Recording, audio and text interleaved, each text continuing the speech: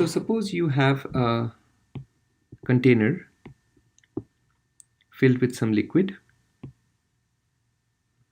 and let's say that the pressure over here, this is the height y2,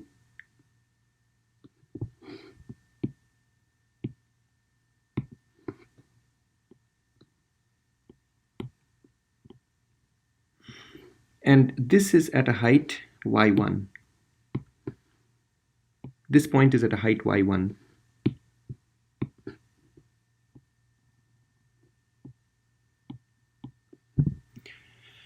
Okay, and let's assume that the pressure at this point is P2 and the pressure over here is P1. We want to find an expression. We want to find an expression which connects P1 and P2 to their heights y1 and y2, right? And obviously we are measuring heights. We are setting y equals 0 over here. You'll find that it doesn't matter where you set y equals 0. I could have set y equals 0 wherever I wanted. Okay. So how do we find the relationship between the two pressures at these 2 points and their respective heights? This is a nice application of what we learned in the last chapter, which is equilibrium. So let's imagine drawing a little cylinder, imaginary cylinder,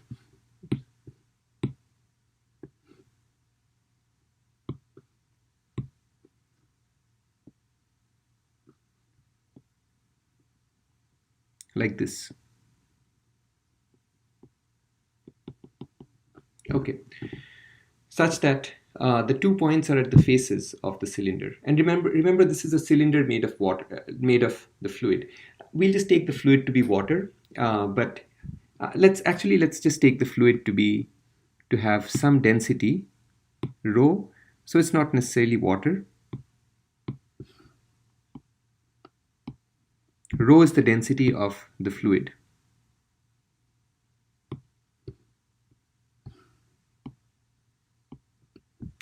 All right. So what we're going to do now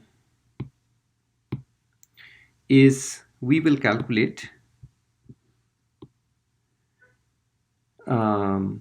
this relationship. Okay, I'm sorry, I'm getting distracted by these pens and all the pen options. This is the first time I'm using the Notes app. So anyway, all right. So let us consider the equilibrium of our cylinder of water, I should say fluid rather than water to be more general. So this yellow cylinder is just, the fluid is entirely at rest, right? So the main thing here is that our fluid is at rest. So so if we can consider this yellow cylinder of water, obviously that's at rest because every part of the fluid is at rest. So this yellow cylinder of water must be in equilibrium, right? What are the forces acting on this cylinder of water? Well, there is, if I draw more things on this diagram, it'll get more complicated or more cluttered. So I'm just going to draw our yellow cylinder separately over here. What are the forces acting on this cylinder? There are 3 forces, and we are only going to consider the forces in the vertical direction, right? So there are 3 forces acting on the cylinder in the vertical direction. One is a force that comes from the pressure of the top surface. And then there is a force which comes from the pressure at the bottom surface. And then there is the weight of the cylinder, mg, acting down, right? So what is the force due to the pressure at the top surface? From the formula that we just learned, the force is just going to be pressure multiplied by area. So the force over here will be P1 multiplied by area. And the force at the bottom surface would be P2 multiplied by area.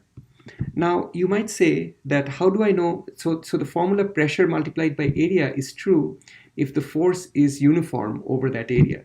How do I know that, for instance, at the top surface, the pressure is P1 everywhere, not just at that point?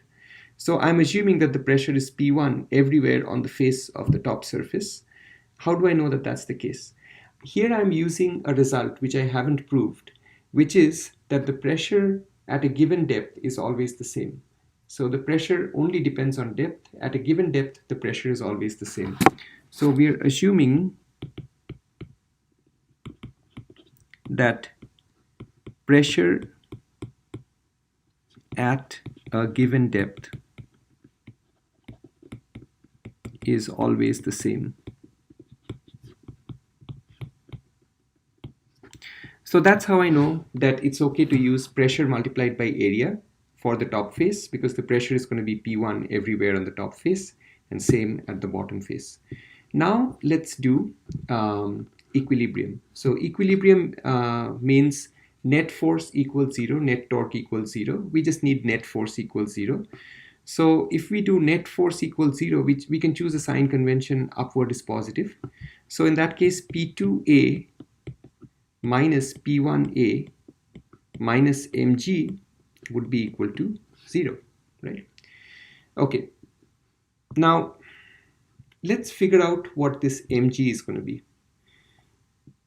How much mass is there in the cylinder? You know that mass is volume times density. This formula is going to be very important in this chapter. The definition of density. The density is mass divided by volume. So I'm sure you've seen this formula at some point. So we are often going to use mass equals density times volume in this chapter, right? So let's do that now. So P2A minus P1A minus the yellow cylinder is just made up of water. So it's just going to be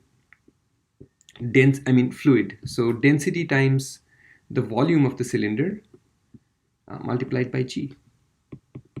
Let's figure out what the volume of the cylinder is going to be. The length of the cylinder is going to be y1 minus y2, right? And the area of the cylinder is A. So the volume is just going to be, okay, let me write this out. P2A minus P1A minus rho multiplied by the volume of the cylinder, which is going to be area times y1 minus y2 times G is equal to 0. So now it looks like we have an equation which connects the pressures and the heights. Does this simplify? Yes. So all we have to do to simplify it is just divide both sides by the area. So if you do that and if you move the last term to the right side, you get this equation P2 minus P1 is equal to rho G y1 minus y2. This is a very important equation. It tells you what is the relationship between pressure and depth, right? Okay, now we were considering, and since we can't see the diagram, what we just did was we got a relationship between 2 points which were at heights y1 and y2.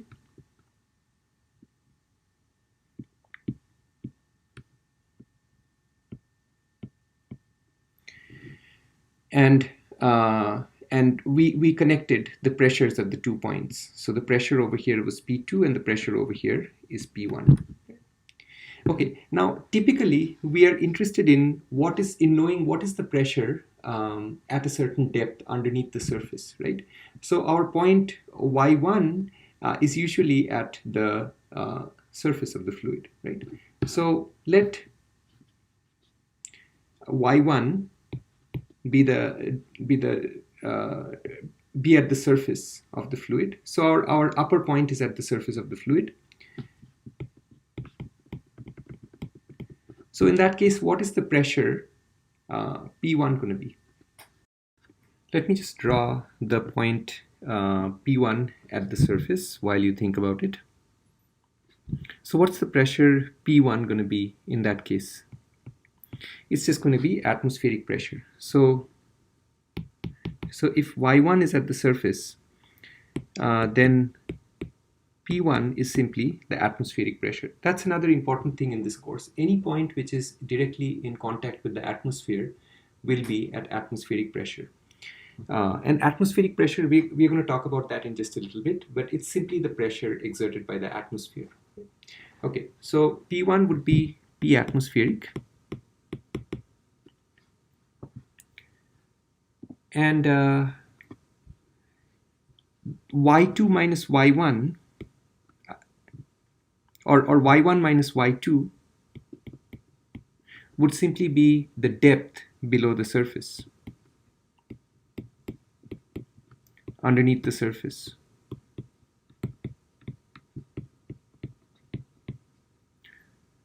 We're going to call that H.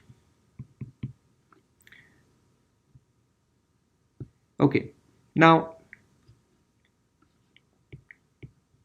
P2 minus P atmospheric in that case is equal to rho G H is what we're getting.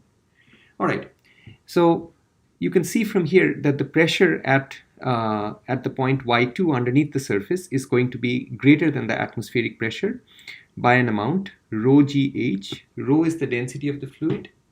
G is the acceleration due to gravity. There's nothing new about that. H is the depth underneath the surface. This is a very, very important formula.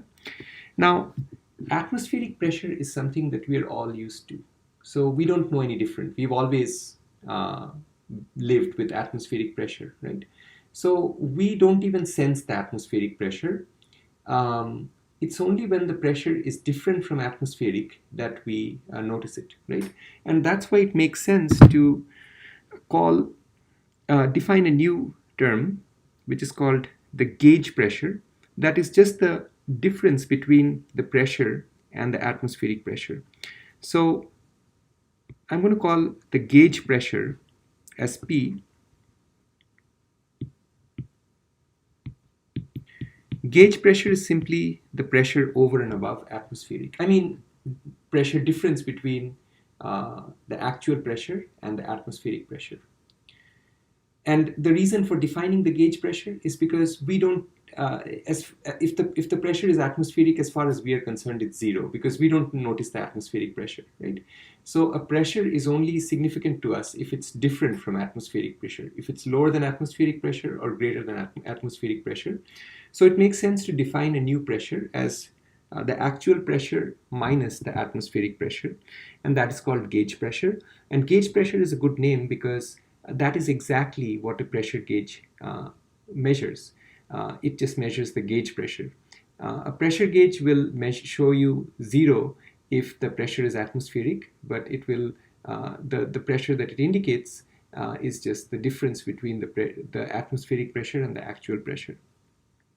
Okay, so we're going to call the pressure at P2 minus the atmospheric pressure as P. So P simply represents how much greater is the pressure at depth Y2 over and above the atmospheric.